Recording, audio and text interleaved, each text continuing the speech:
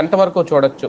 అంటే కోట్లాది మంది వస్తారని అంచనా ఉంది, లెక్కలు ఉన్నాయి ఎప్పటికప్పుడు. కానీ అక్కడ మాత్రం భద్రతా వైఫల్యం చూడడానికి లేదా? అది ప్రభుత్వం తప్పు కాదా?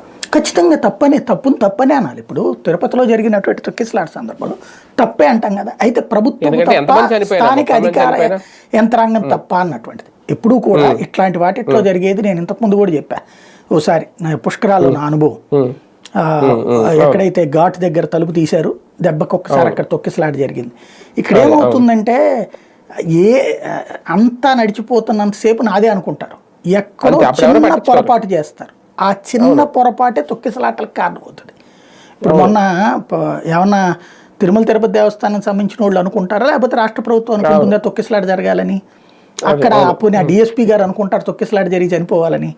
జస్ట్ ఎక్కడో ఒక ఆలోచన ప్రారంభమైనటువంటి సందర్భంలో ఆ భావోద్వేగాన్ని అర్థం చేసుకుని కంట్రోల్ చేయాలి. అక్కడ మనం మనసులు పనిచేయవు. మనం ప్రొఫెషనలిజం మెదళ్లలో ఉంటాం, పోలీసు అధికార యంత్రాంగాలు. అంతే తప్పించి అక్కడ ఉన్నటువంటి ఆ ధర్మం మీద అవగాహన ఉండాలి సైకలాజికల్గా.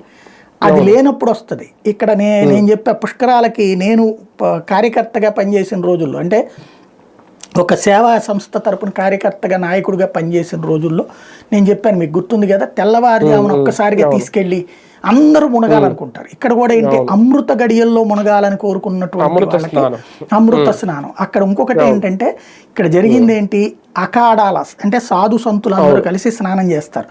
ఆ ఘాట్ని క్లోజ్ చేసేసారు. ఈ వచ్చే వాళ్ళందరూ బస్ స్టాండ్ రైల్వే స్టేషన్ నుంచి వచ్చే వాళ్ళకి అది దగ్గర. అక్కడికి వచ్చినటువంటి సందర్భంలో ఎవరో చెప్పుకున్నటువంటిది ఏంటంటే, స్వామీజీలు ఈ సాధు సంతులు స్నానం చేస్తే ఆ తర్వాత మనం స్నానం చేస్తే వాళ్ళ యొక్క తపోశక్తి వలన వచ్చేటటువంటి ప్రయోజనం మనకు వస్తుందని చెప్పారు. అందుకని వీళ్ళందరూ అటు వెళ్ళాలన్న సంకల్పంతో కూర్చున్నారు అక్కడ. వాళ్ళని అక్కడ ఆపేశారు, మీరు అటు వెళ్ళడానికి వీల్లేదని చెప్పేసి. అక్కడ జరిగిన తొక్కిసలాట ఇది. అది సమస్య. కానీ ఒకటి సార్, ఇప్పుడు భారతీయ జనతా పార్టీ కేంద్రంలో అధికారంలో ఉంది కాబట్టి, హిందుత్వ పార్టీ కాబట్టి, ఇందాక మీరు అన్నట్టు ఒక జెరూసలేం యాత్రకో లేదంటే హజ్ యాత్రకో మక్కా యాత్రకో ఆ సమయంలో ఏం జరిగినా ఇంత హడావుడి